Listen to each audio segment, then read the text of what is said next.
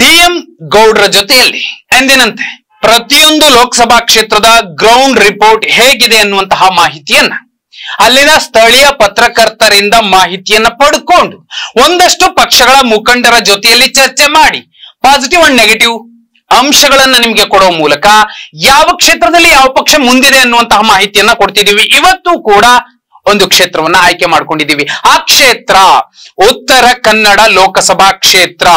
DM ಗೌಡ್ರೆ, fight ಯಾರ ಮಧ್ಯೆ ಇದೆ, ಏನಾಗಬಹುದು? ಉತ್ತರ ಕನ್ನಡ ಲೋಕಸಭಾ ಕ್ಷೇತ್ರ ಮೇಲ್ನೋಟಕ್ಕೆ ಹಿಂದುತ್ವದ ಪ್ರಯೋಗ ಶಾಲೆ ಎಂದು ಪರಿಗಣಿಸಿದ್ರು ಕೂಡ ಈ ಬಾರಿ ಅದೇ ಹಿಂದುತ್ವದ ಅಸ್ತ್ರ ಇಟ್ಕೊಂಡು ಕಾಂಗ್ರೆಸ್ನಿಂದ ಅಂಜಲಿ ನಿಂಬಾಳ್ಕರ್ ಅವರಿಗೆ ಕಾಂಗ್ರೆಸ್ ಮಣೆ ಹಾಕಿದೆ.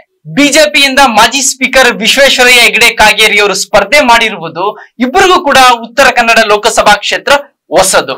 ರಾಜಕೀಯ ಅನುಭವ ಇರಬಹುದು, ಆದರೆ ಅವರಿಬ್ರು ಕೂಡ ಇಡೀ ಕ್ಷೇತ್ರ ಒಂದ್ ರೀತಿ ಇಡೀ ಕರ್ನಾಟಕದಲ್ಲಿಯೇ ಉತ್ತರ ಕನ್ನಡ ಲೋಕಸಭಾ ಕ್ಷೇತ್ರ ಭೌಗೋಳಿಕವಾಗಿ ದೊಡ್ಡದಾದಂತಹ ಕ್ಷೇತ್ರ.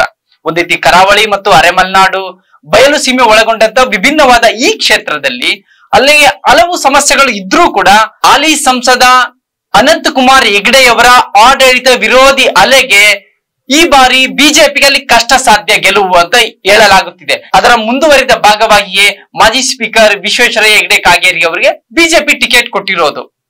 ಇಲ್ಲಿ 1.5ರಿಂದ 2 ಲಕ್ಷ ಇರ್ತಕ್ಕಂತಹ ಮರಾಠ ಸಮುದಾಯದ ಮತಗಳು ಬಿಜೆಪಿ ಗೆಲುವಿಗೆ ಬಹಳಷ್ಟು ನಿರ್ಣಾಯಕವಾದಂತಹ ಪರಿಣಾಮನೆ ಬೀರುತ್ತಿದೆ. ಹೀಗಾಗಿಯೇ ಕಾಂಗ್ರೆಸ್ ಮರಾಠ ಸಮುದಾಯದ ಖಾನಾಪುರ ವಿಧಾನಸಭಾ ಕ್ಷೇತ್ರದ ಮಾಜಿ ಶಾಸಕಿ ಅಂಜಲಿ ನಿಂಬಾಳ್ಕರ್ ಅವರಿಗೆ ಟಿಕೆಟ್ ಕೊಡುವ ಮೂಲಕ ಬಿಜೆಪಿಯ ಹಿಂದುತ್ವದ ಅಸ್ತ್ರಕ್ಕೆ ಒಂದ್ ರೀತಿ ಮರಾಠ ಪ್ರತ್ಯಾಸ್ತ್ರವನ್ನ ಪ್ರಯೋಗ ಮಾಡಿದೆ. ಸ್ಪಷ್ಟವಾಗಿ ಗೊತ್ತಾಗುತ್ತೆ ಕಾಂಗ್ರೆಸ್ ನೆಚ್ಚಿಕೊಂಡಿರುವಂತಹ ಪಾಸಿಟಿವ್ ಅಂಶಗಳು ಅಂದ್ರೆ ಮರಾಠ ಮತಗಳು ಮತ್ತು ಅಹಿಂದ ಮತಗಳು. ಹೇಳಿ ಕೇಳಿ ಮಹಿಳಾ ಅಭ್ಯರ್ಥಿಯನ್ನ ವಿಶ್ವೇಶ್ವರ ಹೆಗಡೆ ಕಾಗೇರಿ ಅವರ ವಿರುದ್ಧ ಅಖಾಡಕ್ಕಿಳಿಸಿರುವಂತಹ ಕಾಂಗ್ರೆಸ್ ಸ್ಪಷ್ಟವಾಗಿ ಹೇಳ್ತಿರುವಂತದ್ದು ನಮ್ಮ ಹುರಿಹಾಳು ಕೆಲಸಗಾರ್ತಿ ಅನ್ನೋದನ್ನ ಹೇಳ್ತಿದ್ದೇವೆ. ಎರಡು ಕೂಡ ಪಾಸಿಟಿವ್ ಅಂಶ. ಆದ್ರೆ ನೆಗೆಟಿವ್ ಇದು ಬಿಜೆಪಿಯ ಭದ್ರಕೋಟೆ ಅನ್ನುವಂಥದ್ದು. ಇನ್ನು ಬಿಜೆಪಿಯ ಲೆಕ್ಕಾಚಾರಕ್ಕೆ ಬಂದ್ರೆ ಡಿಎಂ ಗೌಡ್ರೆ, ಹಿಂದುತ್ವದ ಪ್ರಯೋಗಶಾಲೆಯ ಮತಗಳು ಸಿಗಬಹುದು ಅನ್ನೋ ಒಂದು ನಿರೀಕ್ಷೆಯಲ್ಲಿ ಬಿಜೆಪಿ ಇದೆ. ಆದ್ರೆ ಕಟ್ಟ ಕಡೆಯ ಪ್ರೆಸ್ ಮೀಟ್ ಅಲ್ಲಿ ಅನಂತಕುಮಾರ್ ಹೆಗ್ಡೆ ಅವರು ಒಂದು ಸುಳಿವನ್ನ ಕೊಡ್ತಾರೆ. ಕುರ್ಚಿಯನ್ನ ತೆಗೆದು ಮೇಲಿಟ್ಬಿಟ್ಟು ಕುರ್ಚಿ ಇಟ್ಟಿದ್ದೀನಿ, ದಮ್ಮಿರೋರು ಬಂದು ಕೂತ್ಕೊಳ್ಳಿ ಅಂತ ಒಂದು ಕುಹಕದ ನಗುವನ್ನ ಹೊರಸೂಸ್ತಾರೆ. ಏನಿದ್ರ ಅರ್ಥ? ಅನಂತಕುಮಾರ್ ಹೆಗ್ಡೆಗೆ ಮಾತೇ ಮುಳುವಾಯ್ತು. ಈಗ್ಲೂ ಕೂಡ ಹೌದು. 400 ಸದಸ್ಯರು ಬಿಜೆಪಿಯಿಂದ ಆಯ್ಕೆ ಆದ್ರೆ ನಾವು ಸಂವಿಧಾನವನ್ನೇ ಬದಲಾವಣೆ ಮಾಡ್ತೀವಿ. ಅವರು ಅಭಿವೃದ್ಧಿ ವಿಚಾರ ಚರ್ಚೆಗೆ ಬರ್ಲಿಲ್ಲ. ಉತ್ತರ ಕನ್ನಡದ ಜನ ನಮಗೊಂದು ಸ್ಪೆಷಾಲಿಟಿ ಹಾಸ್ಪಿಟಲ್ ಕೇಳ್ತಾ ಇದ್ದಾರೆ. ಇದುವರೆಗೂ ಕೂಡ ಅವ್ರು ಅದ್ರ ಬಗ್ಗೆ ತುಟಿ ಎರಡ್ ಮಾಡ್ಲಿಲ್ಲ. ಈ ಎಲ್ಲ ವಿಚಾರಗಳನ್ನ ನೋಡ್ಕೊಂಡು ಬಿಜೆಪಿ ಹೈಕಮಾಂಡ್ ಈ ಬಾರಿ ವಿಶ್ವೇಶ್ವರಯ್ಯ ಹೆಗಡೆ ಕಾಗೇರಿ ಅವರಿಗೆ ಕೊಟ್ಟಿದೆ. ಅವರು ಆ ಕ್ಷೇತ್ರದಲ್ಲಿ ಒಂದ್ ರೀತಿ ಸಾಧು ಪ್ರಾಣಿ, ಎಲ್ರನ್ನು ವಿಶ್ವಾಸಕ್ಕೆ ತೆಗೆದುಕೊಳ್ತಾರೆ ಅಂತ ಹೇಳ್ತಾ ಇದ್ದಾರೆ. ಮುಂದುವರೆದು ಅನಂತಕುಮಾರ್ ಹೆಗಡೆ ಅವರು ಯಾವ ರೀತಿ ಬಿಜೆಪಿಗೆ ಒಳ ಏಟು ಕೊಡುತ್ತಾರೆ ಅನ್ನೋದ್ರ ಮೇಲೆ ಬಿಜೆಪಿ ಇಲ್ಲಿ ಸೋಲುತ್ತೋ ಗೆಲ್ಲುತ್ತೋ ಅನ್ನೋದು ನಿರ್ಧಾರವಾಗ್ಲಿದೆ. ಗ್ರೌಂಡ್ ರಿಪೋರ್ಟ್ ಪ್ರಕಾರ ಬಿಜೆಪಿ ಗೆದ್ದೇ ಗೆಲ್ಲುತ್ತೆ ಅಂತ ಹೇಳೋಕ್ಕಾಗಲ್ಲ, ಹಾಗಂತ ಕಾಂಗ್ರೆಸ್ ಸೋಲುತ್ತೆ ಅಂತಾನು ಹೇಳೋಕ್ಕಾಗಲ್ಲ. 50-50 ಇದೆ. ಮತ್ತೊಂದು ಕ್ಷೇತ್ರ, ಬಹುಮುಖ್ಯವಾದಂತಹ ಕ್ಷೇತ್ರ, ಕರ್ನಾಟಕದಲ್ಲಿ ಬಿಜೆಪಿಯ ಮಟ್ಟಿಗೆ ಅಕ್ಷಯ ಪಾತ್ರೆ ಆಗಿರುವಂತಹ ಕ್ಷೇತ್ರ ದಕ್ಷಿಣ ಕನ್ನಡ ಲೋಕಸಭಾ ಕ್ಷೇತ್ರ. ಕಾಂಗ್ರೆಸ್ನಿಂದ ಪದ್ಮರಾಜ್ ರಾಮಯ್ಯ ಅವರು, ಬಿಜೆಪಿಯಿಂದ ಬ್ರಿಜೇಶ್ ಚೌಟಾ ಅವರು. ಕಾಂಗ್ರೆಸ್ನ ಪಾಸಿಟಿವ್ ಅಂಶಗಳೇನಿರಬಹುದು ಗೌಡ್ರೆ? ಕಾಂಗ್ರೆಸ್ನ ಪಾಸಿಟಿವ್ ಅಂಶಗಳು ನೋಡಿದ್ರೆ ಕಳೆದ ಲೋಕಸಭಾ ಚುನಾವಣೆಯಲ್ಲಿ ಬಂಟ ಸಮುದಾಯದವರಿಗೆ ಟಿಕೆಟ್ ಕೊಟ್ಟಿದ್ರು.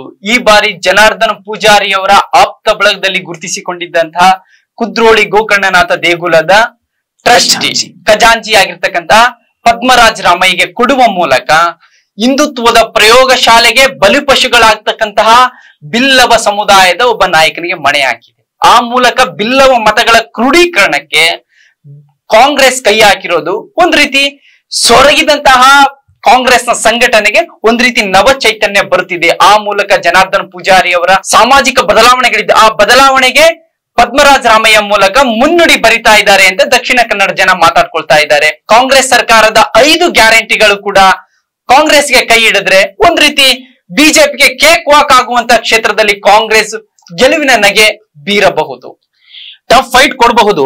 ಕಾಂಗ್ರೆಸ್ನ ಲೆಕ್ಕಾಚಾರಕ್ಕೆ ಬಂದ್ರೆ, ಬಿಜೆಪಿಯ ಲೆಕ್ಕಾಚಾರಕ್ಕೆ ಬಂದ್ರೆ ಹಿಂದುತ್ವದ ಪ್ರಯೋಗ ಶಾಲೆಯಲ್ಲಿ ನಮ್ಮನ್ನು ಸೋಲ್ಸೋರು ಯಾರು ಅನ್ನುವಂತಹ ಮಹದಾಸಿಯಲ್ಲಿ ಅತಿಯಾದ ಒಂದು ವಿಶ್ವಾಸದಲ್ಲಿ ಬಿಜೆಪಿ ಮುಂದಿದೆ. ಬಂಟ ಸಮುದಾಯದ ಪ್ರಾಬಲ್ಯದ ಮತಗಳು ನಮಗೆ ಸಿಗಬಹುದು ಅನ್ನುವಂಥದ್ದು ಬಿಜೆಪಿ ಲೆಕ್ಕಾಚಾರ. ಆದ್ರೆ ಇಡೀ ದಕ್ಷಿಣ ಕನ್ನಡದಲ್ಲಿ ಸ್ಪಷ್ಟವಾಗಿ ನೋಡಿದ್ರೆ ಬಿಲ್ ಅವರ ಎದುರಲ್ಲಿ ಬಂಟರು ತುಂಬಾ ಕಡಿಮೆ ಆಗ್ತಾರೆ. ಆದಾಗ್ಯೂ ಕೂಡ ಬಿಜೆಪಿ ಬಹುದೊಡ್ಡ ಪ್ಲಾನ್ ಮಾಡಿದೆ. ಇಲ್ಲಿ ಬಿಲ್ ಅವರಿಗೆ ಟಿಕೆಟ್ ಕೊಡೋದ್ರ ಬದಲಿಗೆ ಉಡುಪಿ ಚಿಕ್ಕಮಂಗ್ಳೂರಲ್ಲಿ ಟಿಕೆಟ್ ಕೊಡೋ ಮೂಲಕ ಬೇರೆ ಪ್ರಯೋಗಕ್ಕೆ ಇಳಿದಿದೆ. ಇದು ಬಿಜೆಪಿಗೆ ಒಂದು ರೀತಿಯಲ್ಲಿ ಲಾಸ್ ಆಗುವಂತಹ ಸಾಧ್ಯತೆಗಳಿದೆ.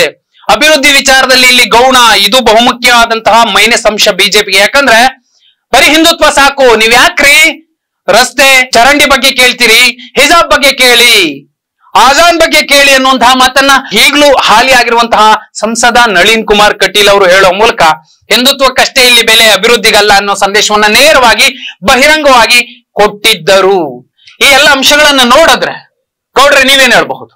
ಈ ಎಲ್ಲಾ ಅಂಶಗಳನ್ನ ನೋಡಿದ್ರೆ ಇಲ್ಲಿ ಬಿಜೆಪಿಗೆ ಅವ್ರು ಅನ್ಕೊಂಡಷ್ಟು ಮಟ್ಟಿಗೆ ಹಿಂದುತ್ವ ಈ ಸಂದರ್ಭದಲ್ಲಿ ಕೂಡ ವರ್ಕ್ ಮಾಡೋದು ಕಷ್ಟ ಇದೆ.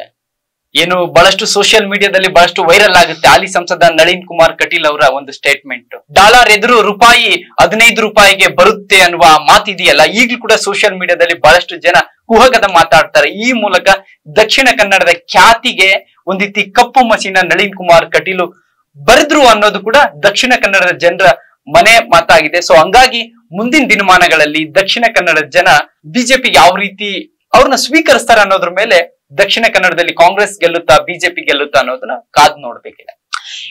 ಉತ್ತರ ಕನ್ನಡ ಮತ್ತು ದಕ್ಷಿಣ ಕನ್ನಡ ಎರಡೂ ಲೋಕಸಭಾ ಕ್ಷೇತ್ರಗಳ ಒಂದು ಗ್ರೌಂಡ್ ರಿಪೋರ್ಟ್ ಏನು ಅನ್ನೋದನ್ನ ಸ್ಪಷ್ಟವಾಗಿ ನೋಡಿದ್ವಿ. ಎರಡೂ ಕಡೆ ಬಹುಮುಖ್ಯವಾಗಿ ಈಡಿಗ ಬಿಲ್ಲವ ನಾಮಧಾರಿ ಸಮುದಾಯದ ಪ್ರಾಬಲ್ಯ ಇರೋ ಕಡೆ ಬಿಜೆಪಿ ಲೆಕ್ಕನೂ ಇಟ್ಕೊಳ್ಳದೆ ಆ ಸಮುದಾಯದ ಒಬ್ಬರಿಗೂ ಅವಕಾಶವನ್ನ ಕೊಟ್ಟಿಲ್ಲ.